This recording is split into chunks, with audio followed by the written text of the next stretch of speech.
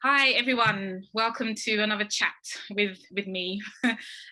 Joining us, we have I always like it when people introduce themselves because I want to know how you want to kind of describe yourself, what you would tell people about yourself. So please go ahead and introduce.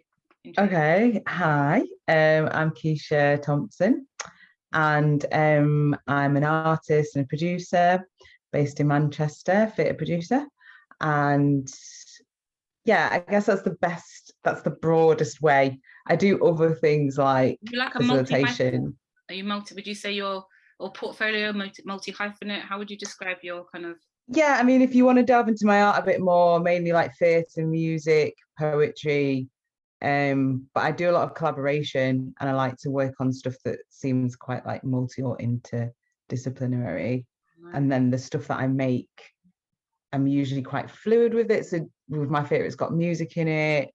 Yeah. And then I'll like have poems and stuff. And so yeah, I always like to explore like different iterations of things. So I'm more like latch onto a theme or a story and then just keep going and just see I until I was going squeeze the to life out of wonder, it.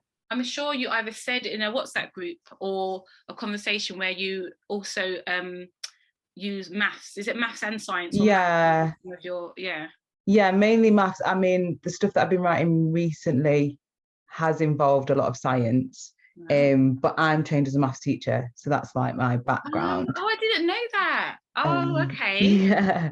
So and my debut poetry collection, I incorporated a lot of like logic and Yeah. graphical representation. So I really liked pushing against the Oh. lexicon of maths, I Yeah, suppose. no, I love that. No, I love that. Someone that's so far from maths, it's unbelievable. I am really fascinated about stuff that I don't know or whatever. So, and especially mixing maths and art, I think that's really, really special, actually. I think that's really Yeah. lovely. Oh, I didn't know you Thank was a you. maths. Well, you trained. That's pretty cool. Oh, fantastic. I hold teachers in such high esteem. I know not all teachers are great. I do know that, but I Yeah, have so many amazing friends who are teachers, and they're all black as well. The teacher I indeed. know, and it's all so difficult, and they're really Yeah, trying to change how children are spoken about or to, especially yeah, black boys. yeah. And it's interesting. My son is 4, and he's going to go to big school. He calls it in September, and Oh, and for me, even though it's well, I don't know actually if there's a difference between primary school and secondary school and how children are treated, but that's what I'm thinking about already, yeah, and stuff like that. And so it's really great to absolutely. have friends who have that insight and already and things like that. So it'll when I choose schools for him as he gets older, that will play into it, like who are his representatives, who are Yeah. teachers in his schools and stuff like that. But anyway, that's for another conversation. Yeah. Okay, so Keisha and we met in Edinburgh Fringe in 2016. I was pregnant actually, my little one, and I remember we bonded over fish and chips. We were trying to find a really good fish and chip place.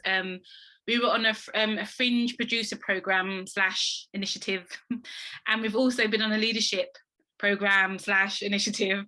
Yeah. So I just kind of want to ask you about these programs, initiatives, especially ones that are around, you know, supporting or trying to give space to Black, South Asian, East Asian, Southeast Asian, North African, Middle Eastern, and mixed heritage people.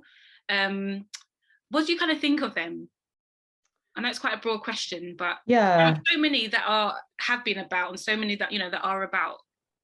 Yeah. I mean, with them all, whenever I see them, I feel this kind of frustration Mm, because I'm like, I'm gonna go for that. yeah, Um, I wanna engage with it, but it annoys me that it exists. It yeah, annoys me that it still has to exist. And that once again I'll have to prove myself within that space. So engaging with programs like that, you know why they're valid structurally, um, but there are other people who don't. mm, So on you being associated with them, they'll kind of diminish your value immediately and yeah, think that you're not qualified or whatever else. mm, And that can happen with any scheme because I think about the scholarship that I got when I was at university. It was for young people from Manchester from disadvantaged backgrounds. okay, The phrase that's contentious anyway. yeah, Um, and they give you like extra UCAS points. I didn't need them. I okay, already smashed like I was going to get the qualifications that I needed to get onto the degree that I want to. Yeah, yeah. Do you get what I mean? Yeah. And I remember like getting the scholarship and they were like, oh, you get extra UCAS points. So I was like, so?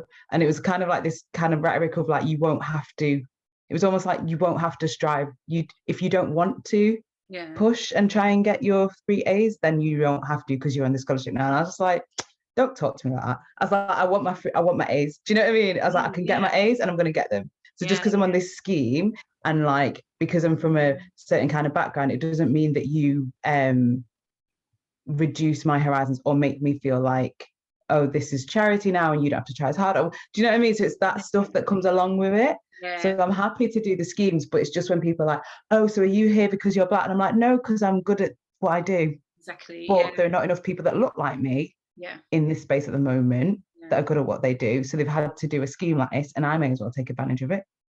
Yeah, the thing is, that's what I do. If I am going to go for these schemes, I'm going in fully knowing that what I want to get out of it and knowing that what they may be and as much as possible. Because the one that we were on together, for me, it was definitely that. Like there was a lot of unknowns. Because for that particular cohort of theatres that put it together, it was the first time they've done this. So for me, I applied fully that, you know what, I'm going to get as much out of it as I can. I had expectations, not kind of high, because I don't think I ever do when it comes to schemes and programmes, but still like, you know what, I'm going to do the best that I can. And the best thing that came from it is meeting, you know, the amazing people that, you know, that you and I both know that we're still connected with. That's incredible. That you can't buy. You know, that was brilliant. And like with anything, it's, you know, it's not perfect, it's not great. So for me, it was like, okay, cool. You know what, I'm somebody that's I definitely try to see the positive in everything where I can. And it was like, cool, like I'm just gonna take, you know, I'm gonna get as much out of it. And I remember doing my MA, and a lot of people were like, why are you spending money doing an MA? But I wanted to, and I don't regret it. It was brilliant. And for me, it was the same thing approach where it wasn't perfect, but I was just like, I'm gonna get all that I can from it. And what came from it was Hear Me Now. So that was brilliant. It was actually, you know, meeting Finn and his team, who they were, you know, guest lecturing at the university that I was at Central St. Martin's, and then being introduced to his playwriting group, and hey, the rest is history. So it really is, you know, what you can get out of it, or if you kind of think, you know, you can see that actually I don't know if this is going to be for me. Cool, don't go for it. But what is hard though is when a lot of these schemes or programs are just, and you can't always tell, but when it's just for that theatre or that program so they can look good, and you know, it's not really kind of, because it's the perception. For me, it's like, you know, I can consider myself, you know, I've had quite, you know, a very varied career where it's across television. I was a TV producer, I worked in charity, made documentaries for young people. So I've always been a storyteller, but it's just been in different iterations. But I feel like that is a lot to bring to the table, to bring into the room. Yeah, absolutely.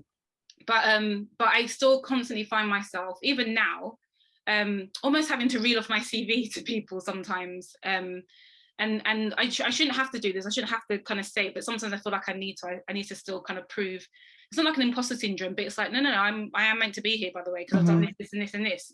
But I don't want to have to keep saying I've done this and this. Me just being here is enough. So people get distracted, isn't it? Because it's like when the one that we were on, it was about leadership. And sometimes when people started talking to us, they'd be talking to us about race and cultural diversity, and we were like, oh no, we want to know like leadership, please. Leadership. Like, but hey, we move. So Hear Me Now. What's been one of your? I know you've done so many things and it's been exceptional, but what one of your, if you can think of maybe one or a couple of things that you've done in your career that you're really proud of? Okay. I'm just going to go with whatever springs to mind. I really, really enjoyed 2 years ago. I got sent to Belgium to work with a group of young artists for a week. No, it wasn't even a week. We were there for a few days, but it was lockdown. It was called a lock-in lockdown festival because we got locked into a museum overnight. Had to stay there. Didn't get to shower or nothing. I brought so many wipes. I looked fresh the next day. I was like, okay, bye everyone. Took myself into my little sleeping bag. I was like, I'm not looking rags tomorrow. But yeah, back to the point case in point. So there were some young people from, let me get it right, Poland. There was some from the Netherlands, some from the UK, and then some from Belgium. And I've done a lot of work with young people, but this was the first time where I got to work in intensity and be like the director and shape it. Yeah. And also what was really lovely was, because there were so many different young people come from different countries, I knew that I'd have to manage like different cultures and languages. And I just felt so challenged, but in the best way. And we managed to get so close in such a small amount of time and have really in-depth conversations. And I felt like I connected with every single one of them and really like pushed them and saw them like flourish and come out as performers. And we were really proud of the piece that we made. And then the organizers responded really well as well, like the venue and the people who ran the festival. They were like, this is one of the best things that we've seen. And audience members, like people coming into the museum and joining in and dancing, because we had like a big dance at the end. So it was one of those pieces where I was just like, I felt terrified going into it, and then doing it, I was just able to reflect, because I can be really critical, but I was able to reflect and go, no, I smashed that. Like I smashed that. Like, and I loved it. And I made some really good friends as well after it. So a lot of the people that worked on the festival from Belgium I'm still in contact with. I was supposed to do a co-commission with one of them last year, but obviously with lockdown didn't happen. But I literally messaged her this morning because she put something on Instagram, some really good earrings. So we're still in touch. Do you know what I mean? So it's one of those where it's like, yeah, just got social stuff out of it. I got challenged as an artist, made some new contacts in the industry, learned new things about myself in terms of like facilitating a space, managing people from different cultures and whatever else. So it was just one of those where I was like, yeah, this is what I want to do. This is defo like the kind of thing that I like doing. Yeah, those moments that you have. No, I love that. I think, well, mine obviously is kind of Hear Me Now, and that's what we're here to talk about as well. But, and the reason why I'm going to say Hear Me Now, not for the obvious reasons, because it's a book and it blah blah, but since the pilot stage with the National Youth Theatre in 2017, Hear Me Now has worked with maybe about 400 artists. Amazing. Yeah, close to 400 artists and freelancers, and with a high percentage being from the Black and global majority. I wouldn't actually do the proper percentage, but it's definitely like, I'd say like 90%, because obviously the monologues and the book is for us. So and it's just something that it's funny, because I'm a writer first, definitely, but it's just so hard sometimes, obviously, to get commissions and to get yourself out there. So I'm in the business of empowering yourself. So for me, writing will always come first, but I think I like the term storyteller, and as much as I need to write myself, because that's just how I kind of thrive and whatever, but I can do that in lots of different forms and iterations, like diary writing, whatever. And I always still write and try and put stuff out there until, because I don't even have an agent, whatever. So I still try as much as I can into everything. I'm always doing that. Some pay off, some don't. But for me, I do get a lot of joy from holding space for other people. I really get a lot of joy from being able to enable kind of spaces or enable things. And so this has been like one of my greatest professional joys, absolutely. And a lot of the people over since 2017 I'm either still in touch with, or they've still been a part of Hear Me Now or whatever. And it's more than the sum of its parts. This was a scratch night at Rich Mix with the National Youth Theatre and an audience, having the funding for the first book, doing a festival and other things, and now we're in conversations to do a version for Black men and what it means to be a Black man in the 21st century, what it means, what is masculine, what is, just kind of like talking about all of this, which I'm really, really interested in, actually, because one, I'm raising a son, I'm raising a Black boy who will be a Black man one day. And I had a really great relationship with my dad before he passed, a really, really healthy. So I've seen a healthy Black relationship. And I've got some really amazing Black male friends. But I know, so a lot of them, because they're Black, so they're either from Caribbean or African. And it's just interesting how I mean, this is a bit of a side now, but I'm just really interested in how it really plays out. Yeah, how it plays out, you know, kind of thing from different cultures within the Black sphere, you know, the Black community. I'm Nigerian, how it's played out in my husband, who grew up in a very, very traditional Nigerian household, and those lines that's still their mixed culture and religion. So his mum's Christian, his dad's Muslim, what that means for his sisters, how they were treated differently to his brothers. His brothers are like kings, his sisters not so much. I think, and I just find all of that interesting, you know. When I told them that I was having a boy, like my father-in-law congratulated me. They're like, yes, as though it was me, you know, it was me that did this. I just find that all so fascinating. I really find it, even though a lot of my career has been promoting Black women, but I just find it so fascinating how, men, just black men, and what does it mean to be a black man, you know? No, I agree with you. I mean, because I've got my solo show, which is all about my relationship with my dad, but it was very much, my entry point was my interest in masculinity. I'm the same as you. I'm very explicit about being a feminist, but I'm really interested in masculinity, particularly like Afro-Caribbean experience, Black British experience. Absolutely. They inform each other. But I was really intrigued by fatherhood and all the stuff around masculinity and gender rights and how it impacts that role. I just think there's so much. I think there's so many stories that need telling. There's just so much to do. Like we are an infinite well of stories. Everybody, every human being. This is not even just a race thing. Every human being. And but obviously we know that ours aren't told so much. So, or there's only, you know, that danger of a single story or whatever. And for me, there's still so much that I want to explore, whether I'm the writer or whether it's like in a Hear Me Now type of project or whatever's beyond, you know, Hear Me Now. Quite interested in that. So you're with Contact. What I'm really pleased actually, because a big part of wanting to do Hear Me Now outside of London as well, because I moved to Coventry a couple of years ago, and it was just apart from doing some stuff in Nigeria, it's the first time I've actually done art, if you like, outside of London. And so I was really keen professionally to make sure that I was meeting different artists and theatres and whatever outside of London, which this volume has done. I've had some amazing conversations with producers, ADs, you know, lots of people in the 10 theatres that we're working in. And Contact was one that I wanted to work with so badly, because I've known so many people, and yourself included, that have worked there or have worked there. So one of my kind of mentors, if you like, Diane Morgan, worked there like many moons ago, and I remember when we worked together, she just spoke so highly of Contact and she loved it, and I was just like, oh man, you know.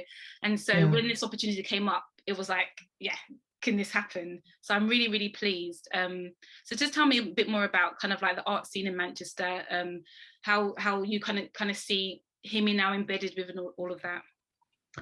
I mean, the art scene, I'm really grateful. It's rich, it's beautiful in Manchester. There's quite a variety of venues. I've seen it change, which has been interesting, because I've been engaged with a number of theatres since I was tiny. So that was interesting, growing up and seeing more representation then than I see now. And more spaces being run and more organisations being run by ethnic minorities than I see now. Okay, so that's so when, let's say, the 90s and the early noughties, it was just, I just can very vividly, clearly remember just seeing more material, more stuff in programmes, more organisations that were Black or brown led. So that's just as simple as that. And then there was funding cuts in like 2010. Okay. And then there's just a number of organisations, festivals, things like that just lost money. Right. And I just saw a lot of artists from ethnic minorities just leave the game. Wow. Or lose their jobs in venues. Oh wow, okay. I literally saw it. Yeah. And saw new people get brought into venues who weren't even from Manchester, Right. and they were all white, and I was like, what is this? Yeah. So I saw how it can happen. And as much as I saw it in theatre spaces and in Manchester, I saw it on the TV. I grew up watching, goodness gracious me, Real McCoy, Fresh Prince.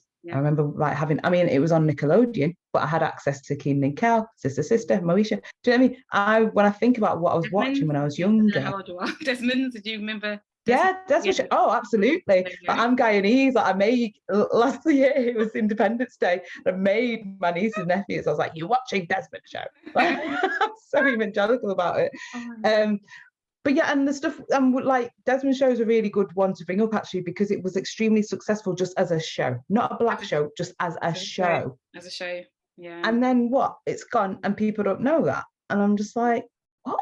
It just doesn't make sense to me.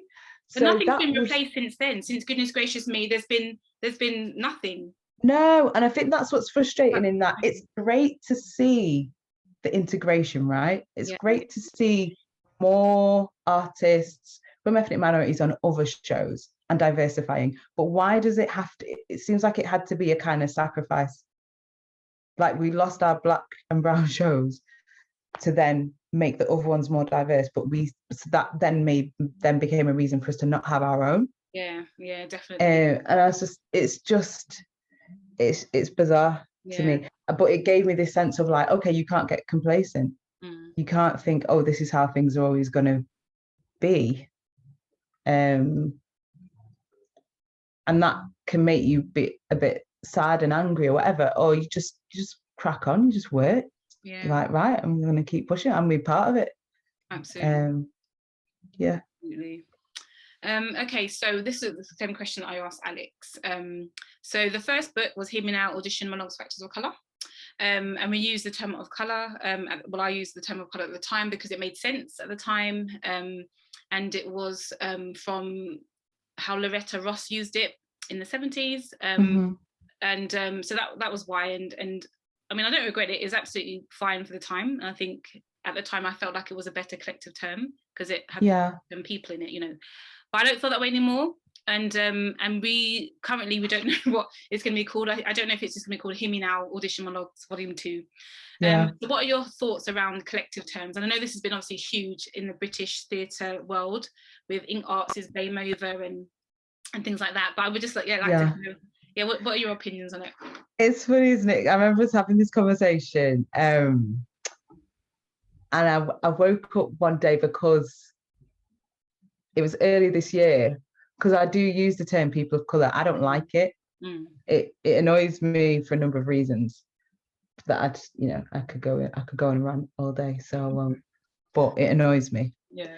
And I woke up and I was like, the only way that I'll feel comfortable using this phrase is if I can also use the term people of whiteness.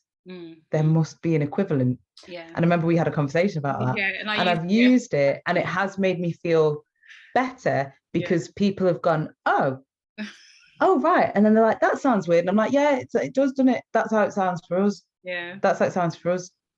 And like, I don't really like it. I'm like, I don't like it. Yeah. And so it's like, if we don't want to use these kind of terms, then what are we going to do? And let's have a discussion about that.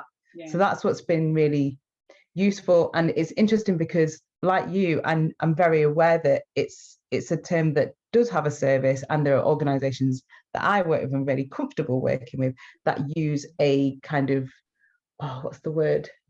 Adapted version of that phrase. Okay. Do you know what I mean? So like, there's an organisation based in Manchester called Kids of Colour. Right. That's fine. I completely understand what it's about, why they've used that phrase, la la la. It's cool. But yeah, going back to me, what I would use, as we were saying, a lot of the time, as you did so expertly, what we would prefer is to list as much as possible to kind of show that there is specificity and we're not trying to homogenize people. But there are times when we can't do that, such as when you got to print a little thing on a book. So it's like, what can we say? And for me, I prefer phrases like ethnic minority. I know some people don't, but I like the fluidity that it affords you, because I feel like you can lift it and put it in a different context where maybe white people are not the dominant ethnic group, and you're just talking about, it's literally just about cleavages of people and numbers of the dynamic. And it's also acknowledging that there's a plurality there. So it's saying there are smaller groups of people that are different, as opposed to just a phrase that lumps everyone together. So that's why I prefer ethnic minorities. But I also like the phrase diaspora, but loads of people don't like it. Why? And I don't know. I got taught it when I was young, so I just thought it was a good word. But so many times when I use it, people are like, it's very academic. And I'm like, is it? Because I got taught it in primary school. They're like, yeah, it's just very academic. And I'm like, okay. But I think also it's a beautiful word. It's bad, yeah. I think just in the sound of it as well. I like saying it. I'm like, I'm from the diaspora. It just means that my heritage, my very recent heritage isn't here. That's all it means. I'm British, but like we can easily very quickly from generation to generation go, oh, but you know, the rest of your family isn't from here. And it literally just means that you're attached to a multiplicity of lands. That's all it means to me. So maybe it has. Don't always understand. I don't know. I'm going to continue to use that word because I like it. I love it. But I just get shut down a lot where I'm like, what about diaspora guys? Like, no. Okay.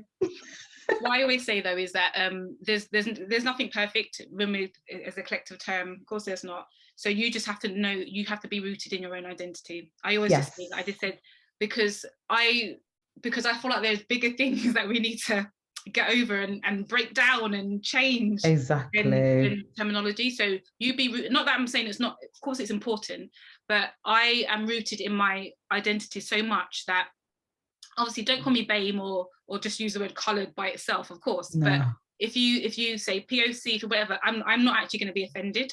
Because we know what it means. Who I am. I'm a Nigerian born British black woman / exactly kind of thing. So it doesn't really bother me. I think as writers we both understand that language has a functionality, and it is subject to semantic change. Exactly. So as you're saying, some things that feel appropriate now will then adjust, and then it's like, okay, it's not appropriate anymore, and you just give into that. You just give into the fact that things change and it's always moving, and there are times when you do need a phrase, but it just shouldn't become then pervasive or get used out of context, or it's just that. Yeah, no, I agree. Okay, so the last question again, this is one I asked Alex. If you were given a blank check, make changes within the arts and cultural sector, what kind of changes would they be? Either a blank check or time or whatever, or the power. It was interesting when I heard this, I was like, oh gosh, because my imagination, it just goes blah, blah, blah, blah, blah, blah. I was like, I'll do this and I'll do that. But I brought myself back, and I was like, what's the thing that I usually get frustrated about when I'm like working on a show or trying to set something up? And access really annoys me, because that is one of the things where I have a conversation with a venue or whatever producer, and the immediate response is, we've not got the money. And that just really disheartens me, that, you know, the reason why I can't have an integrated BSL performer in my show is because it's too expensive. The reason why I can't do a certain show in a certain venue is because they've not got a lift that's got wheelchair access. And then immediately my show now feels, or it is, inaccessible. And I'm like, but I've thought about this and I've had a conversation about it, but there's no money set aside for it. Why should the cost fall on the audience, the potential audience member? Why should the cost fall on me, the freelance artist? Why is this not being subsidized? Because I've spoken to so many venues and they know that they should make the adjustment to their building, but there's a loophole there and it's not being checked. Or there's some kind of reason as to why they can justify that they've not done what is required. But all the while, it just means that there's a bunch of people in this country that can't access their building. So that is something that just really frustrates me and upsets me. And it just, do you know what it is as well? Because I will still strive to work with artists with disabilities, but I feel complicit when I'm bringing them into spaces that make them feel like a problem. Yeah, I know what you mean. And I would try my best to alleviate that, but I shouldn't even have to. Yeah.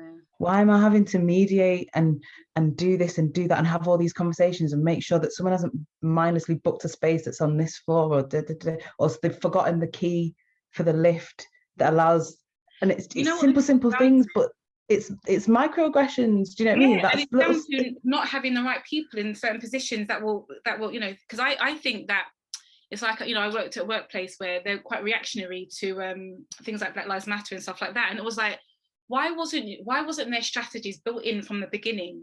But because those people aren't there, you know, we are not in those positions, and then it becomes reactionary. Then it becomes, yeah, well, we just can't do this.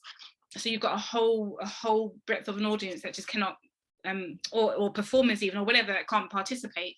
And for me, why isn't it built in? And if you're like MPO funded, cut the damn funding if you fall short. I don't think it's that hard, because money talks, right? And people, and I know that seems disingenuous because people just be like, oh, because we don't want to lose our status, we'll do this. But it's a start, it's a something. And I think that when it comes to EDI in general, when we're really talking about the people that, you know, we need to have those protected characteristics, it's like they're called protected for a reason, but we're not being protected. And there are so many people that we're leaving out. And we know art is transformative. Art should be for everybody. Out of all of the industries and the things that you can ever do in this whole flipping world, art should be the most accessible. Exactly. It should be. But it's not. And so when I was thinking about access, I was thinking about things like, you know, what are actual barriers? So that was one thing, of just like, you know, making venues just more accessible. Absolutely. But then also it's stuff like travel, transport.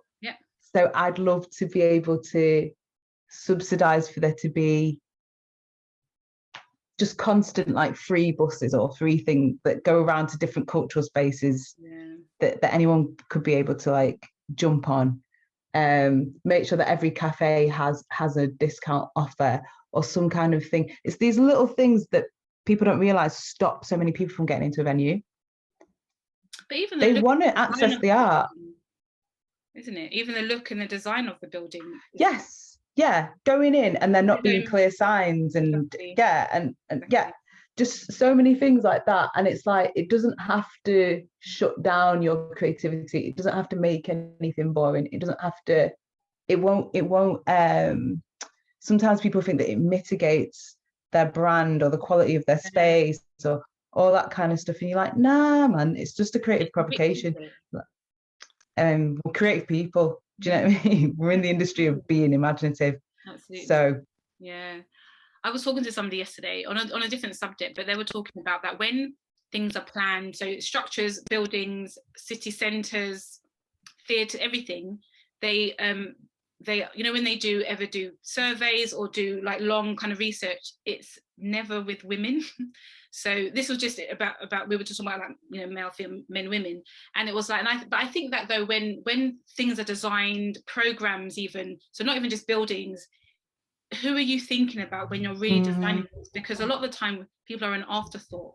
Disabled people are an afterthought. Black people are an afterthought. You know, the company that I'm going to move to shortly, Sour Lemons, we're really dissecting and interrogating policies. We're interrogating when you put recruitment out there. A lot of them are racist, and people don't quite realize. People don't, you know, whatever, until you kind of tear it apart and go through it. You're like, these are not, you know. But again, who are they designed? Who designed them? Who do they design them for? And I think that with lots of different types of people, unless you're kind of pretty much maybe white male, cisgendered, I don't know. Do you know what I mean? I don't know. So I think that's the whole. And just latching on to that, I think the thing that we've seen a lot of organizations do so far is that they try to approach it in their programming. They try to solve the problem in their programming, or even like you say in the recruitment. I've seen so many job things now where there's a little statement at the bottom like, we encourage applicants from ethnic minorities or whatever else. And it's like, I saw your application, I saw it, I can read. I'm just not going to apply because I know that your venue won't support me and make me feel comfortable. I won't be able to bring my whole self to your venue. So it's not about so with like the whole programming thing, they'll put on like a black show and get their black audience in, and they're like, right, we've done a good job. Be like, nah, because do you know what? Black people are not all the same. They're not all into the same thing. So actually, your program can be whatever, because don't assume that you know what I like. Just make sure that your building is welcoming. Yeah, exactly. All I need to feel like I can stroll in there, and then I'll pick what I like. Like, you don't tell me I'm going to buy a ticket for a show where there's a black person as a lead, but I'm also going to buy that weird funky one where that man's jumping up naked. Like, I don't know what he's doing. Do you know what I mean? Yeah, this is where it's like, do you not think audiences are intelligent? Do you not think audiences have their own, you know, we have our own minds? But yeah, so it's like, you don't need to like shake this weird little show at me that you think I'll come and watch. Like, oh look, it's got brown people. I'm like, no, just make your building welcoming, make it me feel like I can go in there. Anyone can go in there. That they can offer me whatever money. I wouldn't go unless it's restructured. I wouldn't do anything in there. It's just not worth it. It's not worth it. I've had too many artist friends of mine that are like, that was therapy. I needed therapy after, like, exactly. Keisha, as always, it was really lovely speaking with you. And you. I appreciate it, because as I was saying before we pressed record, this is coming out of my comfort zone, y'all. So I'm an artiste. I'm not a performer. I'm very much behind the scenes, and I love being there. Thank you very much. I tried my hand at performative poetry, spoken word. Yeah. Anyway, that was I was in my Brixton days, and I thought I was a part of the Renaissance crew. Oh yes. Oh my gosh, yeah. You know, I'm about. Let me slay where I'm at. I'll slay. I'm good. But you've got. This is the thing, because you've got to try it to know that you don't like it, or that it's not for you. Look at it. Absolutely. I'm not deluded. You know, you get those. You see those silly X Factor shows, in the mums or the dads like, yeah, baby, you're great. You know. So I know that for myself. I'm secure. I'm fine. You know, I still wear my crown. I'm good. Exactly. Thank you very much. Thank you. Appreciate spending time with you.